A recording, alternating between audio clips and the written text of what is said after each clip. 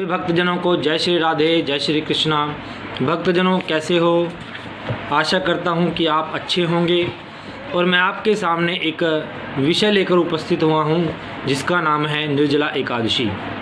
तो आपको इसमें निर्जला एकादशी कब मनाई जाती है, क्यों मनाई जाती है, इसके मनाने से हमें क्या लाभ होता है, किस देव की आराधना की जाती है, इससे संबंधित सभी विषय पर हम आज चर्चा करेंगे। सबसे पहले हमारे सामने प्रश्न उपस्थित होता है कि निर्जला एकादशी कब मनाई जाती है। तो इसके उत्तर में मैं आपको बताना चाहूँगा कि निर्जला एकादशी ज्येष्ठ मास के शुक्ल पक्ष के एकादशी तिथि को मनाई जाती है। जैसे आप सभी जानते हैं कि भारतीय जो संस्कृति है उस संस्कृति में 12 मास होते हैं। चैत्र, वैशाख, ज्येष्ठ, आषाढ़, श्रावण, भाद्रपद, अश्विन, कार्तिक, मार्गशीर्ष, पौष, माघ, फाल्गुन। इसी प्रकार से हमारे 12 मास चलते रहते हैं।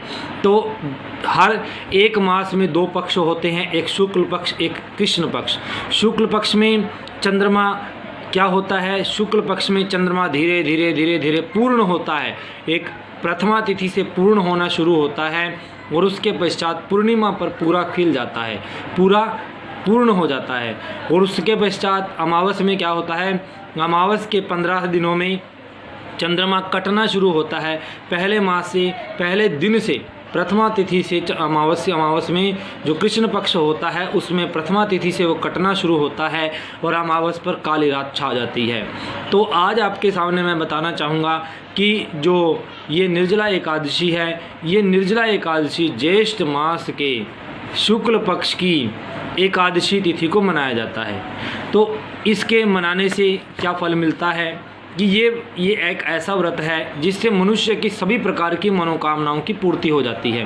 मनुष्य सभी धर्म, अर्थ, काम, मोक्ष, धर्म का मतलब है धर्म से संबंधित कोई भी कार्य, कि इंसान के मन में धर्म से संबंधित परमात्मा को प्राप्त करने की कोई इच्छा है, धर्म से संबंधित कोई भी कार्य है वो आपका इससे पूर्ण हो जाता है। धर्म के बाद आता है अर्थ। अगर इंसान को अर्थ अर्थात पैसा चाहिए, अर्थ का मतलब प्रयोजन भी होता है, अर्थ का मतलब पैसा भी होता है। यहाँ हम पैसे से संबंध लगाते हैं। तो अर्थ का मतलब कि अगर इंसान को पैसा चाहिए वो इस व्रत से पैसा भी प्राप्त कर सकता है।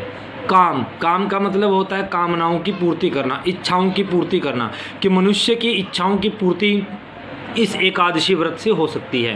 धर्म, अर्थ, काम, मोक्ष। मोक्ष में परमात्मा के चरणों में लीन हो जाना, इस संसार से मुक्ति हो जानी, इस संसार में दोबारा आना ही नहीं, वो मोक्ष कहलाता है। अगर कोई मनुष्य भक्ति भाव से, विधि विधान से भगवान का ध्यान करते हुए, श्री नारायण का ध्यान करते हुए, विष्णु का ध्यान करते हुए अगर मनुष्य सत्यनारायण का इसका एकादशी का व्रत रखता है तो उस मनुष्य की धर्म, अर्थ, काम, मोक्ष चारों प्रकार की उसकी मनोकामनाओं की सिद्धि हो जाती है। अब हम अपने टॉपिक की तरफ बढ़ते हैं कि इसमें किस देव की आराधना की जाती है। इसमें भगवान विष्णु जी की आराधना की जाती है। उनसे संबंधित कोई भी स्तोत्र हो, उनसे संबंधित कोई भी आराधना हो, उनसे संबंधित कोई भी मंत्र का जाप, ओम नमो भगवते वासुदेवाय, गीता का पाठ इत्यादि पाठों को, इत्यादि स्तोत्रों को हम इस दिन अपने घर में बैठकर कर सकते हैं। अब आगे चलते हैं कि ये क्यों मनाया जाता है। ज्येष्ठ मास की शुक्ल पक्ष की एकादशी को निर्जला एकादशी कहते हैं। ये जो एकादशी है इस एकादशी का नाम है निर्जला। निर्जला में निर में नहीं, जल में कि जल से रहित, कि इस एकादशी का नाम है निर्जला एकादशी, कि इस दिन पानी पीना वर्जित है, मना है। जो मनुष्य बिना पानी पिए इस व्रत को करता है उसे अनंत कोटि गुना फल की प्राप्ति होती है। इस व्रत में पानी का पीना वर्जित है, इसलिए इसे निर्जला एकादशी कहते हैं। वर्ष भर की 24 एकादशियों में से ज्येष्ठ शुक्ल एकादशी सर्वोत्तम मानी गई है। एक मास में 2 एकादशी आती हैं, एक शुक्ल पक्ष में, एक कृष्ण पक्ष में 2 एकादशियाँ होती हैं। इसी प्रकार 12 मास हैं, 12 मास में 2 पक्ष आते हैं, 24 पक्ष हो गए। तो इसी प्रकार एक मास में 2 पक्ष, 2 एकादशियाँ, तो 12 मास में 2 एकादशियों के हिसाब से 24 एकादशियाँ बनती हैं। इसका और उन 24 एकादशियों में सबसे ज़्यादा श्रेष्ठ ये शुक्ल एकादशी मानी गई है।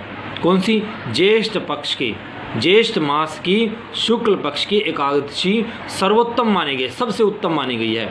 इसका व्रत कर रखने से सारी एकादशियों के व्रतों का फल मिल जाता है। जो मनुष्य एक साल में एक बार निर्जला एकादशी का व्रत रखता है उस मनुष्य को 24 यानी बाकी बची हुई जो एकादशियाँ हैं उन सभी एकादशियों का फल मिल जाता है। विधान इसका क्या है? यह व्रत नर एवं नारियों दोनों को करना चाहिए, चाहे पुरुष हो चाहे स्त्री हो, सभी इस व्रत को कर सकते हैं। किसी भी प्रकार का कोई भी किसी की मनाही नहीं है, कोई निषेध नहीं है। जलपान के निषिद्ध होने पर भी फलाहार के साथ दूध लिया जा सकता है कि हम जलपान का इसमें मना कर रखा है जल के पीने को, लेकिन फिर भी हम फलाहार कर सकते हैं, फलाहार के साथ दूध ले सकते हैं। इस दिन निर्जल व्रत करते हुए शेष शय्या रूप में भगवान विष्णु की आराधना का विशेष महत्व है कि इस दिन मनुष्य व्रत रखे, बिना पानी के व्रत रखे और सारा दिन भगवान विष्णु का ध्यान करता रहे। और किस रूप में? कि भगवान शेषनाग के ऊपर बैठे हुए हैं। इस दिन ओम नमो भगवते वासुदेवाय का जाप करके गौ का दान, वस्त्र का दान, छत्र का दान, फल आदि का दान करना चाहिए। अब इसकी कथा सुनते हैं कि कथा क्या है। एक बार महर्षि व्यास पांडवों के यहाँ पधारे। भीम ने महर्षि व्यास से कहा, भगवान युधिष्ठिर, द्रौपदी, अर्जुन, नकुल, सहदेव, माता कुंती और द्रौपदी सभी एकादशी का व्रत करते हैं और मुझसे भी व्रत रखने को कहते हैं, परंतु मैं बिना खाए नहीं रह सकता। इसलिए 24 एकादशियों पर निराहार रहने का कष्ट साधना से बचाकर मुझे एक ऐसा व्रत बताइए जिसे करने से मुझे विशेष असुविधा ना हो और उन सब का फल भी मुझे मिल जाए। महर्षि व्यास जानते थे कि भीम के पेट में वृक नामक अग्नि है, इसलिए अधिक मात्रा में भोजन करने पर भी उनकी भूख शांत नहीं होती। महर्षि ने भीम से कहा, तुम ज्येष्ठ शुक्ल एकादशी का व्रत रखा करो। इस व्रत में स्नान